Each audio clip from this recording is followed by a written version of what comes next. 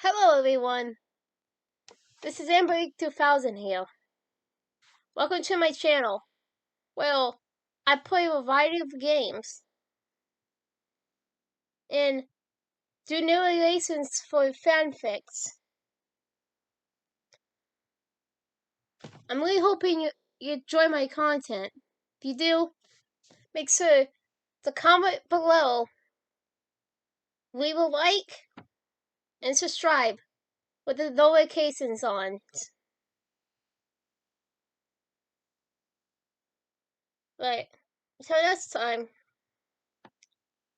this is AmberAnkNA. Welcome to my channel. So, hi. Hello. And guess what? We're gonna be reading The Only Option Left. Chapter 6, Her Voice, the second part of it. But this time, this is gonna be Chloe's point of view, basically. So, Chloe reached for the keys after sliding in and closing the door on the driver's side of her and Mass's blue Subaru. Relaxing her seatbelt, she aimed the key towards the ignition slot and was stopped by a sudden tingling sensation on the back of her neck. The orange tails felt like they were standing and goosebumps pop up around her neck. Destiny! The blonde driver gasped just before she was about to click the car. Change of plans! She hopped out, slammed the door, and headed back inside the house, leaving her puzzled friend sitting alone staring at an open front door. Mass! Des! You're back! She felt the foot pumping her excited heart deep inside her ears, and all she wanted to do was wrap her long arms around the tiny brunette and never let her go again. She promised herself over and over that she would always be there and never let anything happen to her soulmate. But part of her felt like she betrayed her own purpose when the teenager and her wife disappeared from the kitchen floor. She knew it was something she couldn't control, but that didn't stop her from heading down the familiar path of self-blame. It was a bad habit she carried when her sister's father died. Chloe immediately saw Des sprawled on the floor in the kitchen with her head in the palms of her hands, shaking her head. She ran over and helped pick the girl up off the floor, pulling her in for a hug and quickly breaking the embrace. Des! Where's Mass? Where's Mass? It was becoming obviously clear that her wife hadn't made it back, and her heart was started racing. She frantically looked around the room, searching for the love of her life. When she didn't see the girl, she instantly grabbed the red streak blonde with both hands, grasping the top of her shirt, pulling Des' face near her own. A crazed panic sprinted through her mind, and the voice possible outsiders whooped through her thoughts. Where the fuck is Mass? I don't know. Tina screamed in response. So it was with me. Then another path opened up and pulled her in. I have no idea where it took her. Her mom released the grip, ran to Amelia Boss in the living room, picked it up off the floor and struggled it across the room. Something inside shattered when it slammed against the wall, but the boss remained intact. A wet, soggy spot formed on the lower side of the boss, and she knew she had to spoil her favorite soul gold, which only added to her anger. Chloe dropped to her knees and grabbed her head with both arms. You have to find her! She fumed from behind her palms, teeth crying as she spoke. Do you understand me? It is only the only thing that matters. Find her! How? How the fuck am I supposed to find her, Mom? You're talking about the goddamn multiverse. I barely made it myself. Made it back myself. She didn't use her wing line to save me. We would have both been lost. I was losing power, and she See, I guess she chose me. The sudden irritated voice shifted to Miller with regretful scowl. Just closed my eyes and felt I was gonna pass out. Then this pulsy whiz of energy hit me and I was energized. Somehow, some of my power fused with hers. Like a damn tunnel opened up. It was almost... Wait. According to Weber, your power is fused? The taller of the two stood in place around the room in silence. The anger had a statement was replaced with contented curiosity. A knock at the still open front door broke her concentration. Chloe? Is everything okay? You just ran in like a... Her couldn't finish her sentence before she was cut off. Victoria, I need to go. I'm sorry, but I have something else I have to do. Please, no offense, but I can't go with you now. She finished her sentence, so was ready, closing the door right in front of her friend's face. If it were another time or other circumstances, it wouldn't have been so weird, but she had a new mission. She would drop at nothing until she found her precious mask. If the door is strong closed, Victoria's words trailed from earshot. Who is that girl? Is she your... As her studying the front door, Chloe started to the bathroom and closed herself in.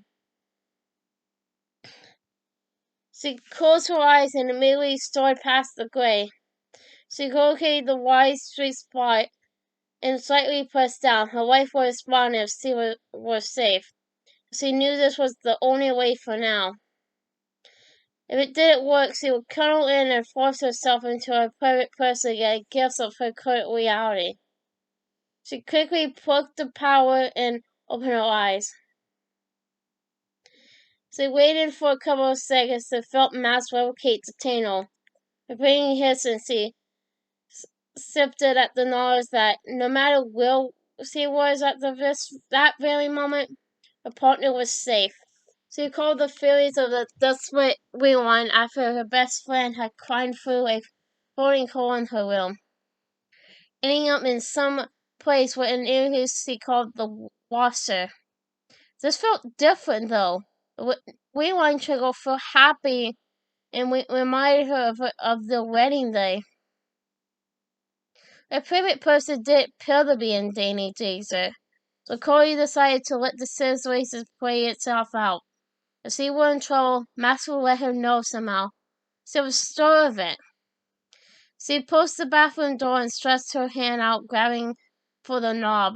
But before she could turn it, a faint hum of weaponry itself from beyond the bathroom stopped her from moving. It sounded like music coming from the married couple's room, so she moved her hand back to her side and just listened. She hadn't heard Max's guitar being played in a long time, but she recognized the sound of someone tuning her on this instrument. So he reached her arm back out, slowly turned the knob and creeped out of the bathroom. That she made her way down the hall and stood outside the open bedroom door that side of eyesight. Tess was sitting on her parents' bed, holding the guitar Max loved so much, but hadn't touched in longer than Chloe cared to remember. During their earlier trips across the country, when they were working to get Max's art steps into a gallery that was willing, the beautiful brunette played and sung for her then girlfriend. There were times they stripped in the car in a random park in a random city. At night, it wasn't uncommon for the girls to gather fags and flower brasses aside a campfire, and they would cozy up to one another, content on feeling each other's closeness.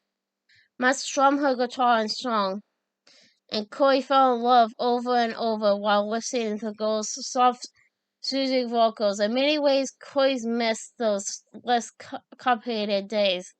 They were working through the pain from the storm weeks with nothing but the future ahead of them. And they saw loves to guide the way. She wasn't sure the teenagers had inherited her singing voice or her wife's, but she sorely hoped the latter was the case. The girl began strumming a tune that started similarly to her wife's style, and after about 10 seconds, thus become unsinging. Inside this girl lives a pearl, and in that pearl with little care, another one lives who plays cool, a separate shining toy. Her voice, I still hear it, I trail beneath the tree we used to sing. The hill that once seemed bigger, the sea the weather used to sing. When the sun would bake everything, kids we would jump and snicker. The young mom still as her daughter tended the same mesmerizing and calming tune. There was something exhausting about the cut state of her words, and Chloe couldn't turn away. She slightly inched her way into the wilderness to not the story of the girl's beautiful song. It was now clear she had heard the master's voice, but with an extra soft grasp. She generally took a seat on the same side of the bed, several short leagues away, seeing her legs off the ground to rest on top and underneath her. For a moment she was hypnotized by the teen's tenor voice and was lost in her words. Now I cannot recall those times as I could once before.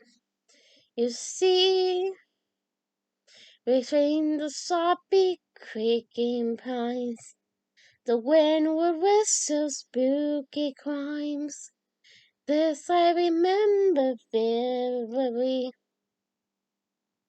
fond memories of yesterday are chased by visions of the past, which by my count will really say, the hill where we used to play in wistful times that had long passed.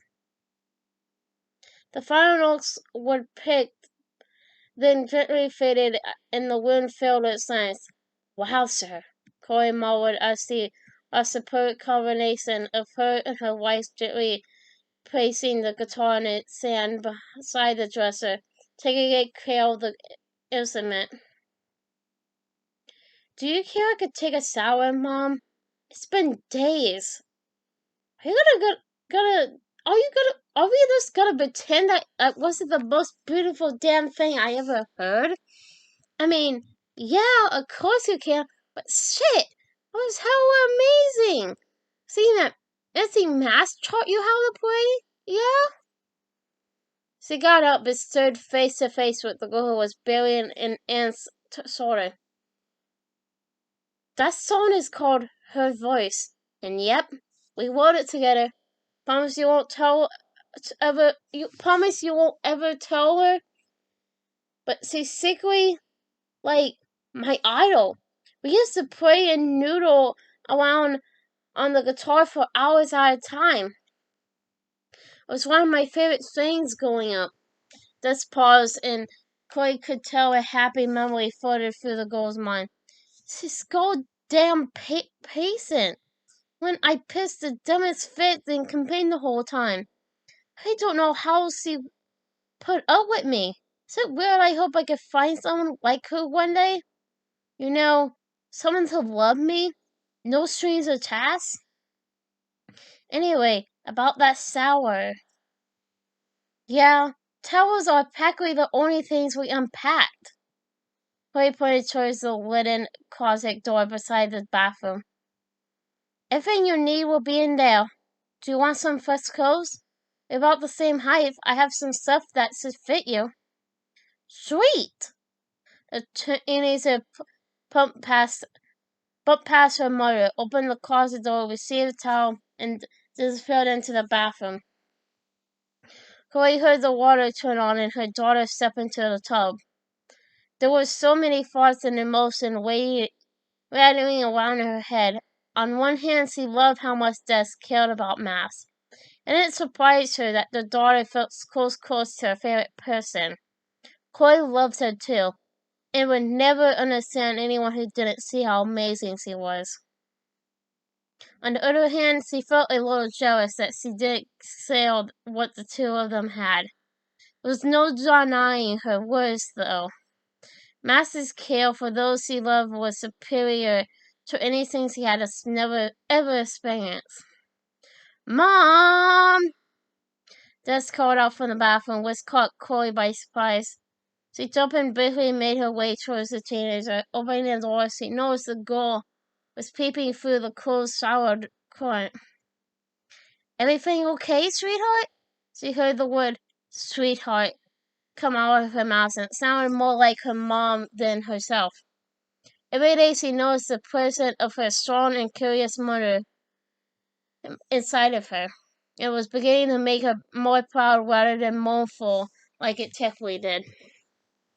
After all these years, she still missed the women. She missed her smiles. She missed her cooking. She missed the way she'd take off her shoes and rub her feet after a long step or two at the diner. She missed watching her role model put herself together after her father had died. At the time, she was so angry and selfless that she never considered how destroyed her mom was on the inside. So Chloe was young and felt heartbroken about her dad. But when she considered how she would react if a similar her happened to Mass, she didn't know how her mom kept things together. How she went ungrateful punk living under her roof. Despite those darker days, she had saved her own torment and discovered her partner's unconditional love. It was a love that fed her daily and helped her remember her mother in a positive and loving light.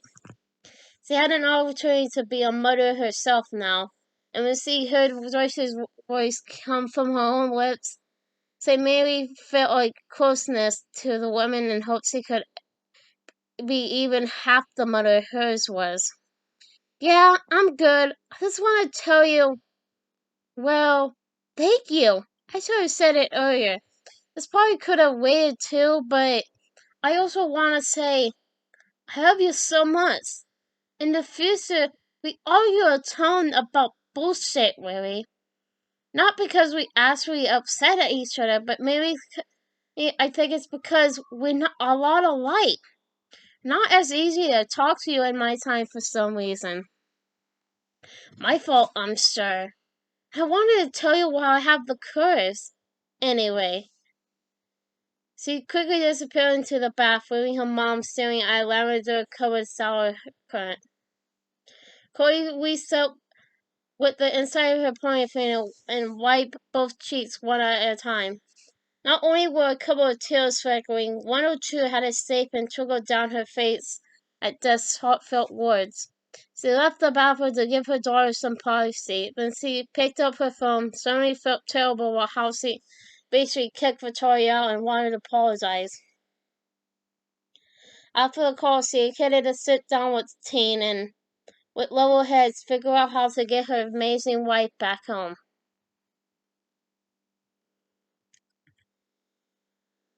So that's the chapter, basically. Yep, that was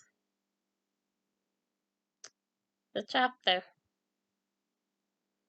I just want to say this, that the free videos are made. The free videos are made. This video will be going up tomorrow with chapter 7 going up. Part 1 and part 2. Possibly part 3 and 4. We'll see based on the chapter. I'll just say that. Now, thank you for watching and listening to this video. I'll see you guys in the next video. Hi everyone. This is in 2000 again. Well, I hope you enjoyed the video. Because, you know, I really did enjoy making it. But, so I hope you enjoyed it. Comment, like, and subscribe with the notifications on down below. Till next time, bye!